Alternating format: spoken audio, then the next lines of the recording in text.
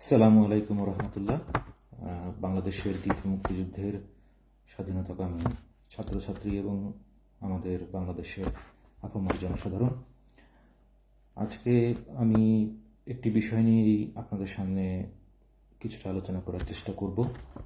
আর আমাদের বাংলাদেশের যারা চিহ্নিত শত্রু, তাদের মধ্যে যারা সাংবাদিকতা করেন, এতদিন যাবৎ স্বৈরাচারের পদলেহন করে এসেছেন, তাদের তাদের মূলত তাদের বিষয়েই আমি আলোচনাটি করব। তো প্রথমেই আমি গভীর শ্রদ্ধা করে স্মরণ করছি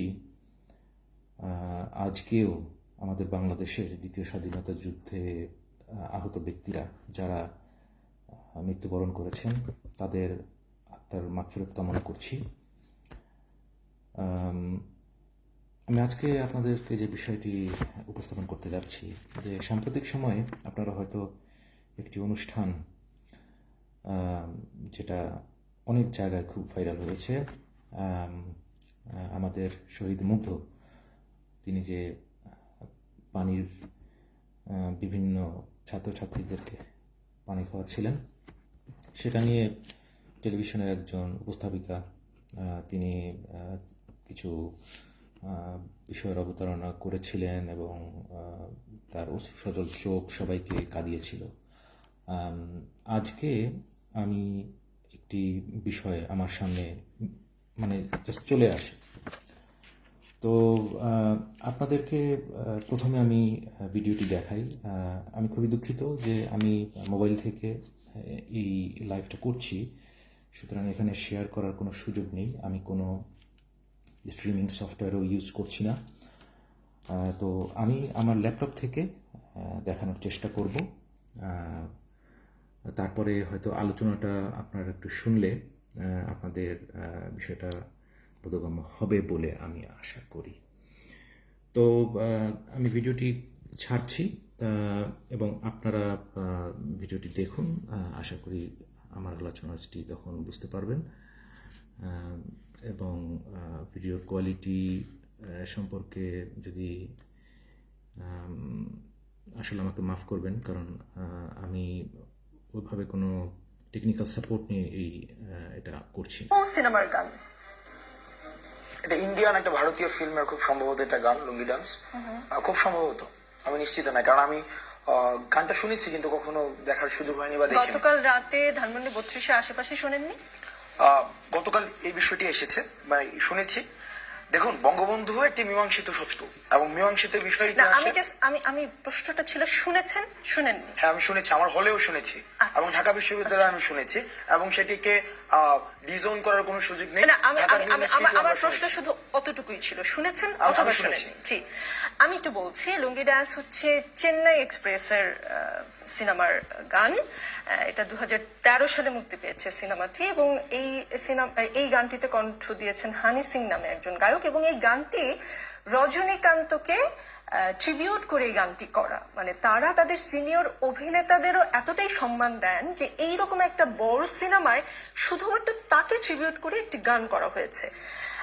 এখন আপনাকে প্রশ্ন করতে চাই, গতকাল রাতে ধানমন্ডিতে যারা লুঙ্গি ডান্স করেছেন তারা কারা? দেখুন, আমাদেরকে যখন এই যে গণঅভ্যুত্থানটি হয়েছে, গণঅভ্যুত্থানটির পরপরই আমরা দেখেছি, প্রাথমিক পর্যায়ের পরেই আমাদেরকে অজনপ্রিয় করার জন্য, অর্থাৎ বৈষম্য বিরোধী ছাত্র আন্দোলনকে অজনপ্রিয় করার জন্য যত ধরনের এলিমেন্ট রয়েছে তত ধরনের এলিমেন্ট কিন্তু ব্যবহার করা হচ্ছে। দেখুন, একটা ধারণা ক্রিয়েট করার জন্য ওই দিন থেকে আমরা দেখেছি যে সাম্প্রদায়িক যারা সংখ্যালঘু রয়েছে তাদের উপরে হামলা করা হলো। আমরা ওই দিন থেকে দেখেছি সম্পদ দখল করা হলো। আমরা ওই দিন থেকে দেখেছি চাঁদাবাজি শুরু হয়ে গেল। অর্থাৎ একটা ধারণা প্রডিউস করার জন্য যে আগেরটাই ভালো ছিল, এই যে এটা ক্লিশে, অর্থাৎ আগেরটাই ভালো ছিল, এই ধরনের একটা কম্পারিজন ক্রিয়েট করার জন্য আমরা এই যে গণঅভ্যুত্থানটি হয়েছে সেটির পক্ষে যে সবাই ছিল বিষয়টি এমন না।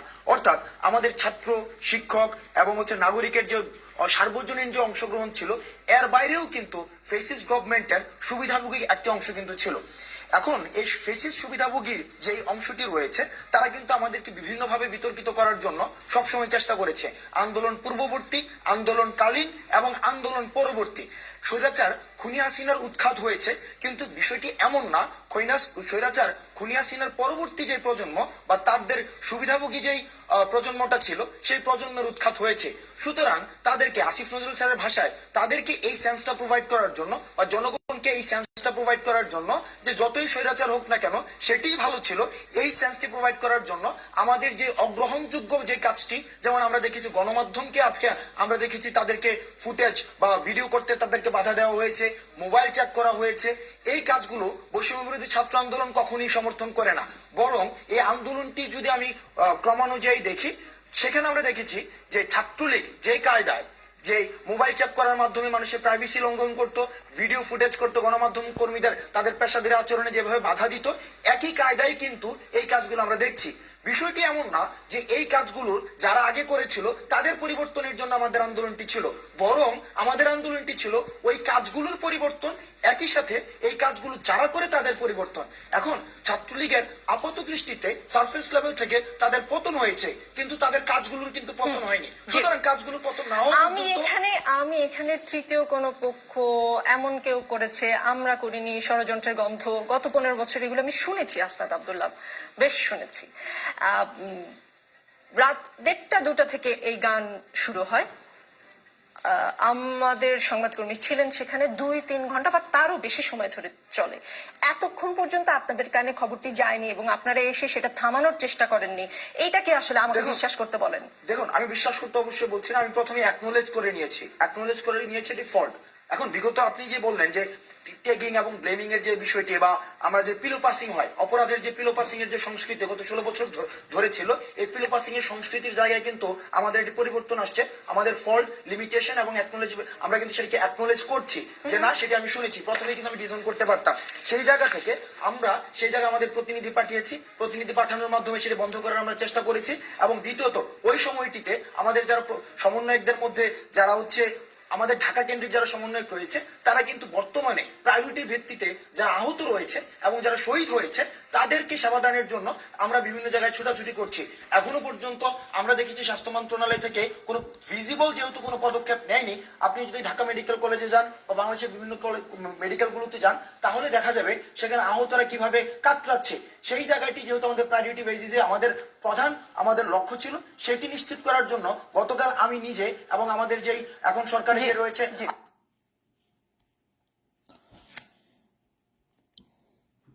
আচ্ছা, তো আমি খুবই দুঃখিত, আজকের ভিডিওটি হয়তো একটু লম্বা হয়ে যাবে, কিন্তু এগুলো আসলে ডিটেলসে আলোচনা না করলে আমরা যেই স্বাধীন দেশের কথা বলছি এবং এই স্বাধীন দেশের বিরুদ্ধে বিভিন্ন দিক থেকে যে শত্রুরা আক্রমণ করছে, সেটা আসলে আমাদের পক্ষে বোঝা এবং সেটাকে কাটিয়ে ওঠার চেষ্টা করা, এটা আমাদের পক্ষে খুবই কঠিন হয়ে যাবে।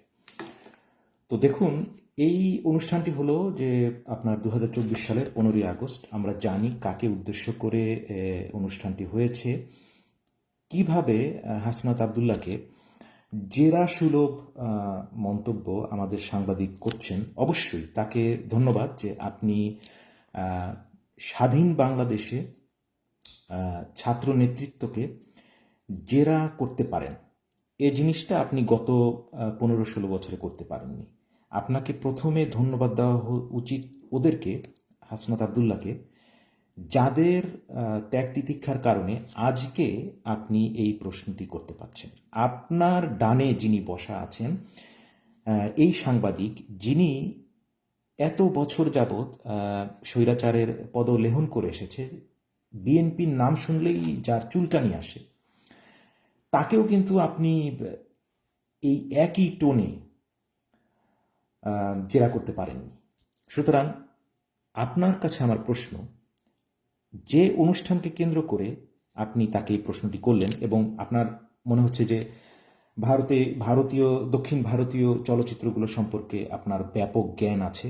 ধন্যবাদ আমাদের হাসনাত আব্দুল্লাহকে, যে ওই দক্ষিণ ভারতীয় চলচ্চিত্রের চেয়ে দেশকে নিয়ে ভাবা ওর জন্য জরুরি ছিল এবং সেই জন্য ও কে করেছে, কোথাকার গান এবং ওইটার কনটেক্সটটা কি, এই জিনিসটা নিয়ে ওরা ওইভাবে চিন্তা করেন। কারণ ওদের মাথায় হচ্ছে বাংলাদেশের স্বাধীনতা, এবং কিভাবে পরদেশীয় সংস্কৃতি থেকে বাংলাদেশের সংস্কৃতিকে রক্ষা করা যায় সেটাই ওরা সবসময় চেষ্টা করে আসছে। আপনার কাছে আমার প্রশ্ন যে 2024 সালের 23শে মে মেনে নিলাম যে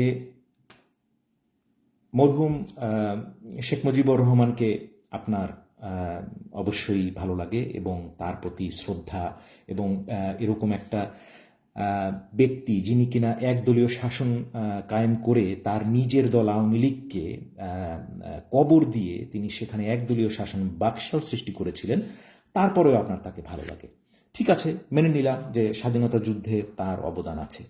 2024 সালের 23শে মে আপনি রাজনীতি নামে আপনার এই অনুষ্ঠানটি করেছিলেন এবং সেখানে আপনার টপিকটা কী ছিল সেটাও আমি আমাদের যে যারা উপস্থিত আছেন, যারা আমার ভিডিওটি দেখছেন, আপনাদেরকে আমি অনুরোধ করব যে আমি আজকে একটু সময় নিয়ে এই বিষয়টা আলোচনা করতে চাচ্ছি এর জন্য যে শেখ মুজিবুর রহমানই একমাত্র বাংলাদেশের স্বাধীনতার একমাত্র কারিগর না, তিনি বাংলাদেশকে স্বাধীন করেছেন এটা সম্পূর্ণরূপে ভুল কথা। এটাই আমি মনে করিয়ে দেওয়ার চেষ্টা করছি। যেমন ধরুন যে 23শে মে আপনি যে অনুষ্ঠানটি করেছিলেন 23শে মে 2024, আমি সেই অনুষ্ঠানের শুরুটা আমি আমার যারা এই ভিডিওটা দেখছেন আমি তাদেরকে একটু দেখাতে চাই যে এই অনুষ্ঠানটা আপনি যেভাবে শুরু করেছিলেন সেটা আমি একটু আমার লোকজন যারা আছেন তাদেরকে একটু দেখাতে চাই। কারণ বাংলাদেশের এই ধরনের সাংবাদিক যারা আমাদের অগ্রযাত্রাকে ব্যাহত করতে চায় তাদের সম্পর্কে আমাদের খেয়াল রাখতে হবে এবং ওনারা খুবই ইনফ্লুয়েন্সিয়াল, নিজেদেরকে নিরপেক্ষ প্রমাণ করার জন্য সবসময় চেষ্টা করেন কিন্তু অন্তরে সবসময় একটি দলকে সাপোর্ট করে আসেন। বাংলাদেশের দ্বিতীয় স্বাধীনতা যুদ্ধে জয়ী হওয়ার পরে এই ধরনের সাংবাদিকদের স্থান বাংলাদেশের সংবাদ মাধ্যমে থাকা উচিত নয় এবং এর ব্যাখ্যা আমি সবার শেষে দিব।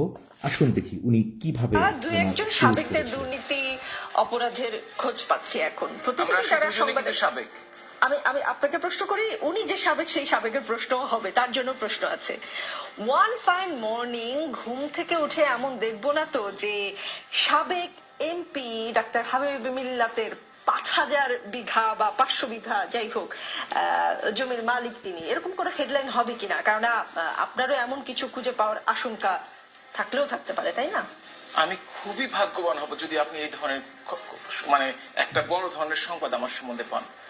আমি খুবই খুশি হব, অ্যাটলিস্ট কিছুটা সম্পদ, আর যদি কিছু পেয়ে থাকি আপনাকে কথা দিচ্ছি তার কিছু অংশ আপনাকে দিয়ে দিব। না আমি তো 2023 বা 2024 সালের 30শে মে আপনি আজিজ বেনজিরের যে টাকা পয়সা নিয়ে যে চোখের বালি তারা এই সব কাণ্ড এবং আওয়ামী লীগের এমপি হাবিব মিল্লাতকে আপনি অনেকটা হাস্যোজ্জ্বলভাবেই আপনি তাকে জেরা না করতে পেরে শুধুমাত্র একটা ফান করার জন্য একটা প্রশ্ন করেছেন এবং তার উত্তরটাও খুব ফানি ছিল, তাই না?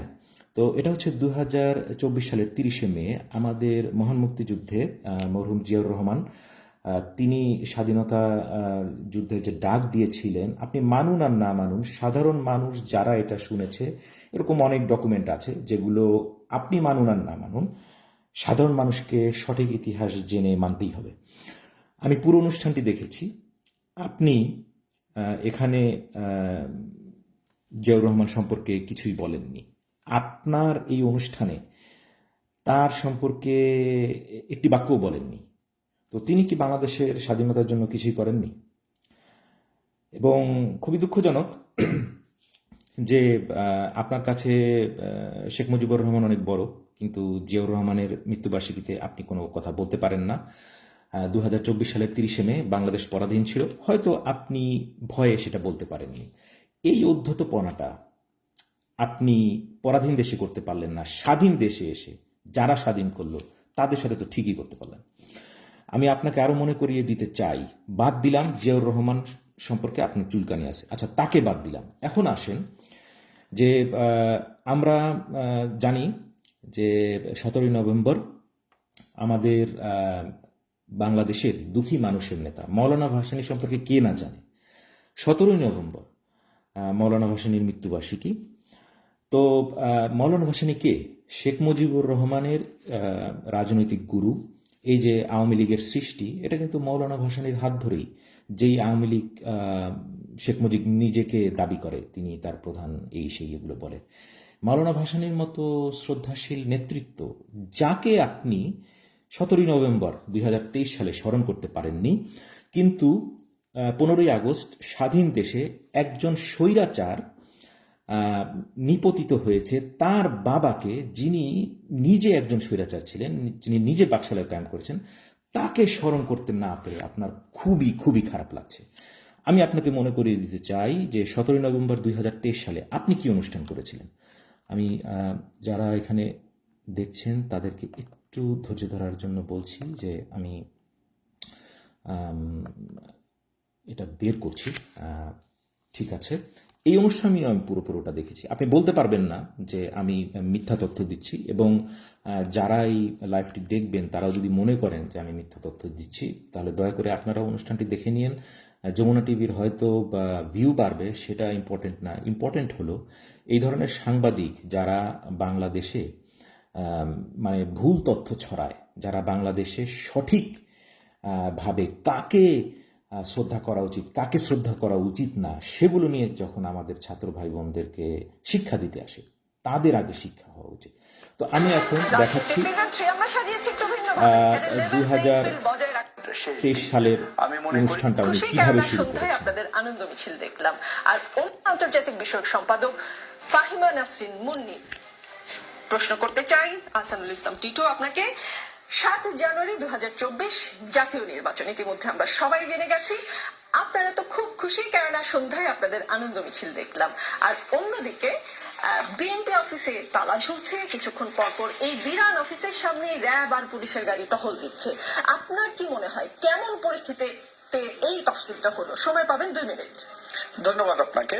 আমি প্রথমেই ধন্যবাদ দিচ্ছি নির্বাচন কমিশনকে যে আমাদের দ্বাদশ জাতীয় সংসদ নির্বাচনের যে তারিখ 7ই জানুয়ারি উনি ঘোষণা করেছেন, এবং সেই সাথে 30শে নভেম্বর আমরা মনোনয়নপত্র সাবমিটের শেষ দিন। আমি মনে করি যে সাংবিধানিক ধারাবাহিকতা রক্ষার জন্য আমাদের যে 5 বছর সময় 29শে জানুয়ারির মধ্যে একটি নির্বাচন করা বাঞ্ছনীয়, এবং এই নির্বাচনে সকল দলের অংশগ্রহণ আমরা প্রত্যাশা করি, এবং আমরা মনে করি যে নেতৃবৃন্দ আছেন সকলেই বিভিন্ন নির্বাচনের কোন, সেই ব্যক্তিগতভাবে বিশ্বাস করি যে মানে যে সময়ের নির্বাচন হয়েছে এটা আগের থেকে আমাদের সকল তার করে সহিংসতা হয়েছে, স্ফোরণ হয়েছে, একটা সহিংস পরিবেশ। গত 28শে তারিখে যে ঘটনাটা ঘটেছে আপনারা জানেন যে মানে একটা মিটিংকে কেন্দ্র করে সহিংসতা হয়েছে, প্রধান বিচারপতির বাসায় আক্রমণ হয়েছে, হসপিটালে অ্যাম্বুলেন্স পুরানো হয়েছে, একটা সহিংস পরিবেশ তৈরি করা হয়েছে। এবং তারপরে থেকে নির্বাচনকে বেসিক্যালি এই যে নির্বাচনের তারিখ দেওয়া হবে এটা কিন্তু আগে থেকেই ছিল। এই নির্বাচনটাকে বিতর্কিত করার জন্য, গণতান্ত্রিক যে ধারাবাহিকতাটা এটাকে বিতর্কিত করার জন্য সুপরিকল্পিতভাবে বিএনপি এই কাজগুলি করেছে, এবং আমি আশা করি তাদের শুভবুদ্ধির উদয় হবে এবং তারা এই মানে আচ্ছা, আপনি দেখলেন যে 17ই নভেম্বর 2023 সালে এই উপস্থাপিকা তিনি যেই অনুষ্ঠানটি করলেন সেটা হচ্ছে যে 7ই জানুয়ারি একটা সাজানো নির্বাচন হবে। উনি নিজেও হয়তো জানেন, যদি না জানার ভান করে থাকেন এটা তার ব্যর্থতা। তো 17ই নভেম্বর হচ্ছে আমাদের মজলুম জননেতা মাওলানা ভাসানীর মৃত্যু দিবস। আমি পুরো অনুষ্ঠানটি দেখেছি এবং অনেকবার আমি রিমাইন্ড করে দেখেছি যে কোথাও কোনো জায়গায় আমাদের এই মজলুম জননেতা সম্পর্কে কোনো বক্তব্য আছে কিনা। আসলে ওনাদের সম্পর্কে এই ধরনের সাংবাদিকদের কোনো আপনার পড়াশোনা নেই, কারণ বাংলাদেশের স্বাধীনতায় কি, বাংলাদেশের জন্মে কি মাওলানা ভাসানীর কোনো অবদান নেই? ফারাক্কা লং মার্চে কি উনি যাননি? শেখ মুজিবুর রহমান ফারাক্কা লং মার্চ, যেটা তাকে তার প্রতিবেশী দেশ তাকে সুন্দর করে বুঝিয়েছে যে এটা একটা টেস্ট অ্যান্ড ট্রায়াল, উনি রাজি হয়ে গেছেন, কারণ ওনার রাজনৈতিক দূরদর্শিতা এত ক্ষীণ ছিল যে ওনার নেতা যিনি গুরু তিনি কিন্তু ঠিকই বুঝেছিলেন। সেই জন্য ফারাক্কা লং মার্চ কিন্তু আমাদের মাওলানা ভাসানী তিনি কিন্তু করেছিলেন। সুতরাং এখান থেকে যেটা বোঝার বিষয় যে আপনি আসলে গুণীজনকে কোনো শ্রদ্ধাই করতে পারেন না, আপনার শুধু একটা জায়গায় আপনি আটকে আছেন। মানে আপনি কিসে আটকান? আপনি আটকান শেখ মুজিবুর রহমান। আচ্ছা, ওনাকেও বাদ দিলাম, শেখ মুজিবুর রহমানের যিনি রাজনৈতিক গুরু, সেটাও বলা হয়, আবার বলা হয় যে সে বডিগার্ড ছিলেন, হোসেন শহীদ সোহরাওয়ার্দী। বাংলাদেশের জন্মে বা এই যে আমরা যেটা মনে করি যে পাকিস্তান এবং ভারত যে পার্টিশনটা হয়েছিল, সেখানে যেই পাকিস্তান আমরা পেয়েছিলাম, সেই পাকিস্তানের পেছনে হোসেন শহীদ সোহরাওয়ার্দীর কিন্তু ব্যাপক অবদান আছে। এটা কি আপনি অস্বীকার করতে পারবেন? আচ্ছা, বাদই দিলাম, আপনি যেখানে আটকান, তিনি তো ওনার বডিগার্ড ছিলেন। বডিগার্ড থেকে নেতা, বডিগার্ড থেকে রাজনীতি, এটা আমার কথা না, কলকাতার পত্রিকায় এসেছে এবং অনেকবার পিনাকি ভট্টাচার্য এটা দেখিয়েছেন। সুতরাং এমন না যে আমি বানিয়ে বলছি। তো কথাটা হচ্ছে 5ই ডিসেম্বর 2023 সাল, হোসেন শহীদ সোহরাওয়ার্দী তার মৃত্যুবার্ষিকী ছিল, যিনি কিনা এই যে আমাদের স্বাধীনতার জন্য এত ত্যাগ তিতিক্ষা করলেন। একটা মানে তার যে ফ্যামিলি ব্যাকগ্রাউন্ড, আপনি সেগুলি দেখেন, সেগুলো আমাদের এই ছাত্রদেরকে বোঝান, শেখান, সেগুলো মানুষের সামনে উপস্থাপন করুন। হোসেন শহীদ সোহরাওয়ার্দী সম্পর্কে আপনি আপনার অনুষ্ঠানে একটি শব্দ উচ্চারণ করেননি। উনি কি বাংলাদেশের স্বাধীনতায় ভূমিকা রাখেননি? এই যে আজকে যে স্বাধীন দেশে নিঃশ্বাস নিচ্ছেন, তার পেছনে কি তার কোনো অবদান নেই? তাকে কি আপনি স্মরণ করেছেন? না, আপনি করেননি। তার প্রমাণ আমি দিচ্ছি। আপনি গত বছর যে অনুষ্ঠানটি করেছিলেন, আমি সেই অনুষ্ঠানটি দেখাচ্ছি। আপনার অনুষ্ঠানের বিষয় ছিল কৌশলের জোট, এবং মানে কি বলবো আসলে। আমাদের সঙ্গে আছেন পরিবেশ, বন ও জলবায়ু পরিবর্তন মন্ত্রণালয় সম্পর্কিত সংসদীয় স্থায়ী কমিটির সদস্য তানভীর শাকিল জয় এমপি, এবং আমাদের সঙ্গে আছেন নীলুফার চৌধুরী মনি, যিনি বিএনপি দলীয় সাবেক এমপি ছিলেন। আমি শুরু করতে চাই তানভীর শাকিল জয়কে দিয়ে। তথ্যমন্ত্রী ডক্টর হাসান মাহমুদ বলেছেন জাতীয় পার্টির সাথে কৌশলগত জোট হওয়ার সম্ভাবনা আছে, আর আগামীকাল জাতীয় পার্টির সাথে আলোচনা করবে আওয়ামী লীগ। আমাকে দুটি বিষয় একটু পরিষ্কার করবেন। প্রথম বিষয়টা হচ্ছে কৌশলগত জোটটা আসলে কি, আর এই নির্বাচনে বিরোধী দল কে? আপনি উত্তর দেওয়ার জন্য 3 মিনিট সময় পাবেন। একটু মনে করিয়ে দিতে চাই, গতকাল পর্যন্ত না জাতীয় পার্টি বলল যে তারা সাবালক, তারা নিজের পায়ে দাঁড়িয়েছে। একদিন পরে আসলে তাদের অবস্থানকে আসলেই সাবালকের মতন কিনা? 3 মিনিট।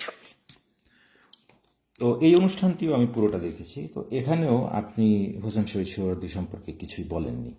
তো আসলে এই জিনিসগুলো দেখানো, এগুলো এভিডেন্স রাখা, এগুলো আমি কেন বলছি, যে জাতীয় গুরুত্বপূর্ণ নেতৃবৃন্দ সবারই কম বেশি ভূমিকা আছে, কিন্তু আমাদের এই চাটুকার সাংবাদিকদের সমস্যাটা হলো যে তারা ওই যে একটা জায়গায় যে আটকে যান এবং সেই জন্য অন্যান্যদেরকে শ্রদ্ধা করতে ভুলে যান। তো তার প্রশ্নটি দেখুন, মানে এমন একটা প্রশ্ন করলেন যেটার উত্তর বাংলাদেশের সদ্য অ্যাডাল্ট হয়েছে, 18 বছর হয়েছে, বা মানে অ্যাটলিস্ট তারা রাজনীতি সম্পর্কে কিছুটা সচেতন হয়েছে, তারাও বলবে যে এই ধরনের ফালতু প্রশ্ন আওয়ামী লীগের একজন নেতার কাছে উনি কেন করছে। এটার কারণ হচ্ছে যে উনি ছাড়া ওই সময়ে কোনো প্রশ্নই করতে পারত না, কারণ উনি ছিল পরাধীন এবং উনি স্বাধীন দেশে এসে ছাত্রছাত্রীদের সাথে খুব ভালোই জেরা করতে পারেন। তবে এটা আমি বলেছি যে আপনি যে জেরা করতে পারেন, এটার জন্য ওদেরকে ধন্যবাদ দেওয়া উচিত। আরেকটি বিষয় আমি বলতে চাই যে আমাদেরকে সবাইকেই স্মরণ করতে হবে, শেখ মুজিবই একমাত্র বাংলাদেশের স্বাধীনতা করেছেন আর সবাই দুধ ভাত, এরকম চিন্তা করলে হবে না। শেখ মুজিবের চেতনা বিক্রি করে তার মেয়ে খেয়েছে, আপনারাও খাচ্ছেন, এই খাওয়াটা বন্ধ করতে হবে। এবং আমি আপনাদের কাছে অনুরোধ করতে চাই, আপনারা অনেক সময় বলে থাকেন যে বঙ্গবন্ধু সবার উপরে তাকে রাখতে হবে, বঙ্গবন্ধু সবার, আজকে একজন অভিনেত্রী ওই কথাটা বললেন। এই যে আপনারা এই কথাগুলো বলেন, এবং আমি এরকমও শুনেছি যে 2011 সালেও আমি শুনেছি, যার জন্ম বঙ্গবন্ধু 1975 সালে, তার যে মৃত্যু, তার মৃত্যুর পরে তার জন্ম, এক বাক্যে তিনি আমাকে বললেন যে বঙ্গবন্ধু ছাড়া অন্য সবার সম্পর্কে কথা বলুন। এক তরুণী তিনি এই কথা বলছেন 1911 সালে। এবং এর ব্যাকগ্রাউন্ডটা কি? এর ব্যাকগ্রাউন্ডটা হচ্ছে যে আমাদের মস্তিষ্ক এমনভাবে ধুলাই করা হয়েছে যে উনি হয়ে গেছেন ওই যে শামীম ওসমানের মতো যে শেখ মুজিবের মেয়ে আউলিয়ার পর্যায়ে চলে যান, তো সম্ভবত আপনারা যেটা মনে করেন হয়তো উনি হয়তো সৃষ্টিকর্তা, নাউজুবিল্লাহ, এবং অথবা উনি হয়তো প্রফেট, উনি হয়তো কোনো ধর্মীয় গুরু, সেই জন্য তাকে কোনো প্রশ্ন করা যাবে না। আসলে মূলত আমাদেরকে এটা চিন্তা করতে হবে যে ওনারও ভুল আছে। মানুষ মাত্রই ভুল হতে পারে, আমরা রক্তে মাংসে গড়া মানুষ, আমাদের ভুল হবে। এই ভুল থেকেই প্রজন্ম থেকে প্রজন্মে আমরা শিখব এবং এটা থেকে শিখেই আমরা আমাদের রাষ্ট্র গড়ব। সুতরাং এই ধরনের মিডিয়া এবং অভিনেত্রীদেরকে আমি যেটা বলবো, এটা আমি যেটা বলেছি যে আমি আসলে একজন আমজনতা, আপনাদের মতো এত জ্ঞান গর্ভ মানে বিদ্যা আমার নেই, আমি একজন সাধারণ মানুষ, সেই জন্য আপনাদেরকে আমি অনুরোধ করতে পারি, কারো উপদেশ দেওয়ার মতো সামর্থ্য আমার নেই। সেজন্য আপনাদের কাছে আমার অনুরোধ যে এই অনুষ্ঠানগুলোতে আপনারা দেখবেন যে এখন আওয়ামী লীগের যে চেয়ারটা ছিল ওখানে কিন্তু এদেরকে আনতে পারছে না তারা, কারণ তারা তো এক্সিস্ট করে না। তো এই চেয়ারটাকে চেতনাজীবী মিডিয়া কর্মীদের দ্বারা ওনারা ফিল আপ করতেছে, কারণ ওটা তো ফিল আপ করতে হবে, সামহাও ফিল আপ তো করতে হবে। তো সেই জন্য তারা করছেন যে বিভিন্ন মিডিয়ার লোক তারা আনছেন এবং এক একজনকে এক এক রকমের প্রশ্ন করছেন, যারা বাংলাদেশের রাজনীতি সম্পর্কে গত 16 বছরে কোনো মিডিয়া কর্মী কোনো কথা বলেনি, এখন তাদেরকে দিয়ে রাজনৈতিক মন্তব্য তারা করছেন। বাংলাদেশের ইতিহাসে কোনো মিডিয়া কর্মী কোনো বিপ্লবের সম্মুখে দাঁড়িয়ে থেকে বিপ্লবকে নেতৃত্ব দেয়নি, এটা বাস্তব। আপনারা চেষ্টা করেন, ইতিহাস খোঁজেন, 1971 সালের গায়কদের কথা সামনে আনবেন না, তারা কে কিভাবে পর্দার সামনে এসেছে, ইতিহাসটা পড়ে দেখবেন। আমি এই জন্য বলতে চাই যে আমাদেরকে আসলে যেটা চিন্তা করতে হবে সেটা হচ্ছে যে এই টাইপের মানে আপনার বাবলের ভিতরে থাকা সাংবাদিক, তারপরে চেতনাজীবী অতি সুশীল যারা দালাল হিসেবে স্বৈরাচারের কাজ করেছে, এদের বাইরে আসতে হবে, আউট অফ দ্য বক্স চিন্তা করতে হবে। ওই যে ব্যাঙের যে চিন্তা ভাবনা ওরা এখনও আমাদেরকে চিন্তা করে, ওই কুয়োর ভিতরে রেখে আমাদের একটা নির্দিষ্ট গণ্ডির ভিতরে রাখবে, আমরা যাতে বাইরের বিশ্বকে না দেখতে পারি। তো আমি আজকে একটি আন্তর্জাতিক গণমাধ্যমে একজন ব্যক্তি, তিনি তার একটা ইন্টারভিউ দিয়েছেন। উনি হচ্ছেন একটি দেশের রাষ্ট্রপতি এবং উনি একজন মহিলা। আপনারা হয়তো অনেকে তাকে চিনে থাকবেন, আবার হয়তো নাও চিনতে পারেন, এটা দোষের কিছু না, কারণ এই ধরনের ব্যক্তিত্বকে আমরা সাধারণত বাংলাদেশে উপস্থাপন করি না। ওনার নাম হচ্ছে স্লোভেনিয়ান প্রেসিডেন্ট, উনি নাতাশা পিরচ মুসার, লাস্ট নেমটা হবে মুসার। তো উনি একটা খুব সুন্দর কথা বলেছেন যে ওই অনুষ্ঠানের টাইটেলটা ছিল এরকম যে ওনার একটা কথা ছিল যে উনি বলছেন অনুষ্ঠানে যে আমাদের এমন নেতা দরকার যারা নিজেদের স্বার্থের ঊর্ধ্বে থেকে কাজ করবে। তো অনেক আগে আমিও যখন কোন একটা আপনার নির্দিষ্ট একটা গ্রুপের ভিতরে কথা হয়, তখন আমি একটা জিনিস আমি বলেছিলাম যে এটা নিয়ে আমি আলোচনা করব, একটু সময় নিচ্ছি ওটা, যে আমার মানে টাইটেলটা ছিল এরকম যে for the sake of the country a politician must have to say no first to himself or herself. মানে বাংলাদেশের দৃষ্টিভঙ্গিতে, মানে যারা রাজনীতি করেন, রাষ্ট্রের জন্য কোনো সিদ্ধান্ত যখন কাউকে ফেভার করবে, তার নিজের ওয়াইফকে হোক, তার নিজের ভাই বোন, বাবা মা, তার আত্মীয় স্বজন, এদেরকে ফেভার করবে, এরকম কোনো সিদ্ধান্ত নিতে গেলে সে নিজেকেই প্রথমে আগে বলবে না, এই সিদ্ধান্ত আমি নিতে পারবো না, দ্যাটস ইট। তারপরে তাকে ওই সিদ্ধান্তের ব্যাপারে দেখতে হবে এটা আদৌ বাংলাদেশের মানুষের কোনো কাজ করে কিনা। বাংলাদেশের মানুষের ব্যাপারে যদি কোনো কাজ না করে, ওই সিদ্ধান্তই নেওয়া যাবে না। That's it. সিম্পল ওয়েতে চিন্তা করা বাংলাদেশের রাজনীতি সম্পর্কে, কিভাবে বাংলাদেশকে এগিয়ে নিয়ে যাওয়া যায়। তো আমি ছোট্ট করে এই যে প্রেসিডেন্ট, আমি তার একটা কথা আপনাদের সামনে উপস্থাপন করছি। এটা আমাদের আলোচনার জন্য আজকে খুবই খুবই গুরুত্বপূর্ণ। Why I'm here today, and this is why I try to be vocal about the things. And maybe if you allow me, I would like to tell you one sentence which is guiding me through my presidency. What is the difference between a statesman or a stateswoman and a politician? A politician will work the way to win the next election. A statesman and a statewoman is going to work for the next generations. তো আসলে এই আলোচনাটি যদি আপনাদের সম্ভব হয় এটা আপনারা দেখতে পারেন। আমি যেটা বলছি যে এটা আল জাজিরা আজকেই এটা তারা সেন্টার স্টেজ নামে তাদের একটা প্রোগ্রাম হয়, ওখানে তারা এই আলোচনাটি উপস্থাপন করেছেন। অত্যন্ত সুন্দর একটি আলোচনা, কারণ এই মহিলার ব্যাকগ্রাউন্ড কি, উনি হচ্ছেন বর্তমানে ওই দেশের রাষ্ট্রপতি। তার ব্যাকগ্রাউন্ড হচ্ছে 1 দশকের সময়ের মতো তিনি ছিলেন সাংবাদিক। তো আজকে বাংলাদেশে যারা সাংবাদিকতা করেন তাদের যে চিন্তা ভাবনা, সেই চিন্তা ভাবনায় তারা কি কখনো বাংলাদেশকে রিপ্রেজেন্ট করতে পারবেন, বাংলাদেশের মানুষের জন্য কাজ করতে পারবেন? যারা সব সময় কোনো একটা জিনিসে যে আটকে যান, একটা লুপের মধ্যে থাকেন, এটা আপনাদের পক্ষে সম্ভব না, ওনার পক্ষে সম্ভব। এবং উনি ছিলেন হচ্ছে তথ্য কমিশনার। বাংলাদেশের গত 15-16 বছরে যে তথ্য কমিশনার ছিলেন তারা হচ্ছে সরকারের পদলেহী ছিলেন।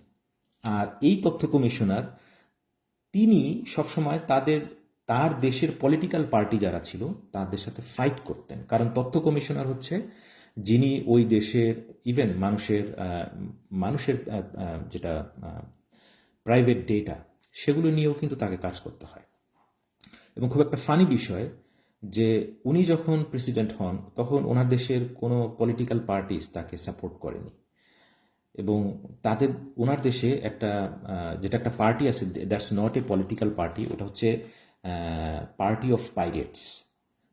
আপনারা যারা নর্মালি জানেন যে এখন একটা হাইব্রিড ওয়ার হয় এবং এইখানে ডিসইনফরমেশন কিভাবে, ফেক নিউজ, গুজব, বাংলাদেশে তো কত গুজব হয়, আজকে একটা গুজবের সাথে আপনাদের পরিচয় করিয়ে দিব। তো এই জিনিসগুলো যে হয়, এনাকে কিন্তু অনেক ফাইট করতে হয়েছে এবং ওনাদের ব্যাকগ্রাউন্ডটা দেখতে হবে। ওনারা কিন্তু আপনারা স্রেব্রেনিসা যেই জিনোসাইড হয়েছে 23,000-এর উপরে কিন্তু মহিলাদেরকে ওখানে ধর্ষণ করা হয়েছে, তাদেরকে স্লটার করা হয়েছে। আপনারা জানেন বসনিয়া গণহত্যা সম্পর্কে। তো ওনারা কিন্তু ওই ধরনের সিচুয়েশন পার করে এসেছে। They have seen genocide in front of their eyes or maybe their forefathers. Okay, তো এই ধরনের একটা ব্যাকগ্রাউন্ড থেকে কিন্তু ওনারা এসেছে, কিন্তু তারা একটা খুব সুন্দর রাষ্ট্র গড়েছে এবং এই টাইপের প্রেসিডেন্ট তাদের দেশে হয়েছে। আমাদের দুর্ভাগ্য যে আমরা বাকশালের প্রেসিডেন্টকে নিয়ে এখনো মাথায় করে হাঁটি। এইটাই হচ্ছে ডিফারেন্স ওদের সাথে আমাদের। এই জন্য আপনাদের কাছে আমি খুবই অনুরোধ করব, আপনারা একটু বাইরে তাকান, কথায় কথায় প্রতিবেশী দেশের উদাহরণ টানবেন না। আমাদের যাদের সাথে আমাদের তুলনা করতে হবে, আগে উপরের দিকে তাকান। উপরের দিকে তাকালে ওখানে যেতে পারবেন, নিচের দিকে তাকালে উপরে যেতে পারবেন না। সুতরাং এই সকল লোকদেরকে ফলো করুন, এদের থেকে সাংবাদিকতা শিখুন।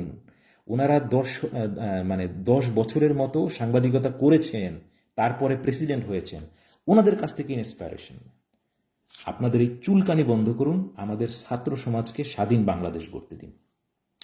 এবং যে জিনিসটা আমি বলতে চাচ্ছিলাম যে আজকে একটা ফেক নিউজ খুব ছড়াচ্ছে, সেটা হচ্ছে যে দেখবেন যে এক জায়গায় বলা হচ্ছে যে আদালতে ডিম মেরেছিল আমাদের এক আইনজীবী, তার একটা মৃত্যু। আমি আপনাদের বলি যে এই ঘটনাগুলো আসলে ঘটানো হয়, এই নিউজগুলো করা হয়, এটা একটা ওদের একটা কোর আপনার ডিজিএফআই, যেরকম বাংলাদেশে ওই যে 50 টাকার যেই লোকগুলো আছে তারা হচ্ছে বিভিন্ন জায়গায় ওই যে বট কাজ করে, এগুলো একটা নির্দিষ্ট জায়গা থেকে এই সংবাদগুলো বের হয় এবং এই সংবাদগুলো বের হওয়ার মূল উদ্দেশ্যটাই থাকে যে কিভাবে বাংলাদেশের মানুষকে ডিস্টেবিলাইজ করা যায়, মানুষের চিন্তাভাবনাকে ডিস্টেবিলাইজ করা যায়। এই যে আমাদের আমরা যেটা দেখলাম যে স্লোভেনিয়ার যিনি রাষ্ট্রপতি তিনিও কিন্তু একটা সুন্দর কথা বলেছেন যে হোর্গে গ্রুপ নামে একটা গ্রুপ আছে যেটা বর্তমানে যেখানে অত্যন্ত বেশি যুদ্ধ হচ্ছে, তো ওখানে ওরা 30,000-এরও বেশি ওদের যেটা বটস রেখেছে, এই বটসগুলোর রিয়েল ফেস আছে, তাদের রিয়েল নেম আছে, তাদের ব্যাংক অ্যাকাউন্ট আছে এবং ওরা হচ্ছে যেটা করে ওদের হচ্ছে ক্লায়েন্ট হচ্ছে বিভিন্ন দেশ এবং ওই দেশের মূলত ডিক্টেটর রাষ্ট্র প্রধানরা ওদের সাথে যোগাযোগ করে, কারণ ওদের বটসগুলো ইলেকশনকে ম্যানিপুলেট করতে পারে। ফেক নিউজ মানে একসাথে হাজার হাজার ফেক নিউজ ছড়ায় দেয় ওরা, এবং এগুলো ওদের নেতা বলেছে যে 31টা ক্লায়েন্টের ভিতরে, মানে 31টা দেশের ভিতরে 27টা দেশের নির্বাচনে তারা মানে লোকজনকে ফলস নিউজের মাধ্যমে ম্যানিপুলেট করতে পেরেছে, এবং ওই দেশের যে যারা এটাকে ব্যবহার করতে চেয়েছে ইলেকশনের রেজাল্ট তাদের পক্ষে আনার, তারা সেটা সাকসেসফুলি করেছে।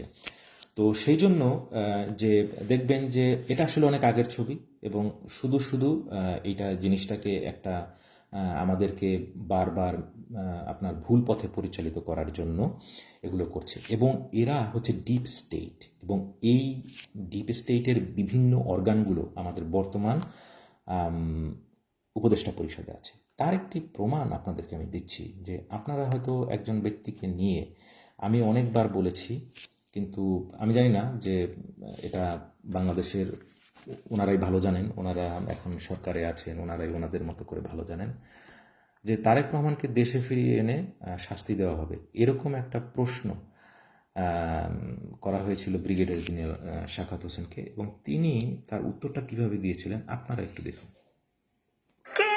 প্রধানমন্ত্রী শেখ হাসিনা বলেছেন তারেক রহমানকে দেশে ফেরাতে ব্রিটিশ সরকারকে অনুরোধ জানানো হবে। তিনি বলেছেন দেশে ফিরিয়ে তার সাজা কার্যকর করা হবে। তারেক রহমানকে দেশে ফিরিয়ে এনে সাজা কার্যকর হলে আমাদের দেশের রাজনীতিতে কেমন প্রভাব পড়তে পারে? 2 মিনিট সময়। একবার টোটালি একটা রাজনৈতিক প্রশ্ন। জি, আমি আপনার বিশ্লেষণ জানতে চাই। টোটাল রাজনৈতিক প্রশ্ন। প্রধানমন্ত্রী মনে করছেন যে তাকে নিয়ে এসে এটা বিচার করে জেলের মধ্যে নিয়ে যাওয়া, এটা উনি বলেছেন ঠিকই, কিন্তু উনি উইন করেন কিনা আমার সন্দেহ আছে।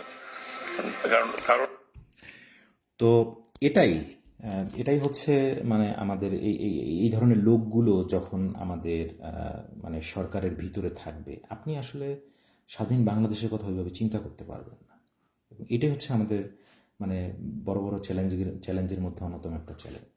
এবং এটাই যে আমরা এতবার অনুরোধ করা সত্ত্বেও চুপ্পুর মতো লোক এখনও ওখানে বসে আছে, এবং এই টাইপের লোকগুলো এখনও উপদেষ্টা পরিষদের ভিতরে আছে। তো এগুলো আসলে খুব বড় বড় কনসার্ন। বাংলাদেশের স্বাধীনতা এখনও হয়নি, আসলে এখনও আমাদের মুক্তিযুদ্ধ চলছে। আপনারা শুধু স্বৈরাচারকে পতন করতে পেরেছেন, কিন্তু এই স্বৈরাচারের কাছে যেই পরিমাণ অর্থ আছে, এই স্বৈরাচারের ভাত কাপড়ের জন্য তার চিন্তা করতে হবে না, তার স্বামী তাকে টেক কেয়ার করার জন্য যথেষ্ট। কিন্তু সে যেই বিলিয়ন বিলিয়ন ডলার বাংলাদেশ থেকে বাইরে পাচার করেছে, সেই সব টাকা সে খরচ করবে বাংলাদেশকে ডিস্টেবিলাইজ করার জন্য। এটা সে মাসের পর মাস, বছরের পর বছর করে যাবে, কারণ সে আসলে বাংলাদেশকে ভালোবাসে না, বাংলাদেশের ধ্বংস দেখে সে খুশি হয়। এখন আমি জানি না যে বাংলাদেশের যারা সাধারণ মানুষ, যারা 15ই আগস্ট আসলেই এখনও কান্নাকাটি করেন, আমি জানি না যে আপনারা বাংলাদেশকে কতটুকু ভালোবাসেন, বা বাংলাদেশের মূলত একটা স্বাধীন দেশ হিসাবে বাংলাদেশকে প্রতিষ্ঠিত করার জন্য আপনাদের কতটুকু অবদান আছে। এইটাই হচ্ছে আপনাদের কাছে আমার প্রশ্ন। আর আবার এগেইন মানে আমি ওই একই অনুরোধ বারবার করছি, যে আমাদের যে 24 ঘন্টার ভিতরে একটা চেকলিস্ট করা দরকার, এবং এটা করে সাথে সাথে ওগুলো ইমপ্লিমেন্ট করা দরকার। যেরকম অনেক বলা হচ্ছে, প্রফেসর মোহাম্মদ ইউনূস আপনি রাষ্ট্রপতি হন, সেনাবাহিনী, নৌবাহিনী, বিমান বাহিনীর প্রধানকে অব্যাহতি দিন, রাষ্ট্রপতিকে অব্যাহতি দিন, বড় বড় জায়গায় পরিবর্তন আনুন। এইগুলো যদি আপনি না সরান, আপনার নিজের জন্য, বাংলাদেশের মানুষের জন্য ক্ষতি। আপনি চিন্তা করে দেখুন, এত হাজার হাজার ছাত্র স্বৈরাচার আবার ফিরে আসলে তাদেরকে হুলিয়া বহন করতে হবে। ছাত্র ভাই বোনদের প্রতি আমার অনুরোধ, বাংলাদেশ এখনও স্বাধীন হয়নি। আমরা চাই যত তাড়াতাড়ি সম্ভব আপনারা স্কুল কলেজে ফিরে যান, কিন্তু তার আগে আপনারা বাংলাদেশকে এই স্বৈরাচারের দালাল মুক্ত আগে করুন। আপনাদের সবাইকে ধন্যবাদ। আসসালামু আলাইকুম রহমতুল্লাহ।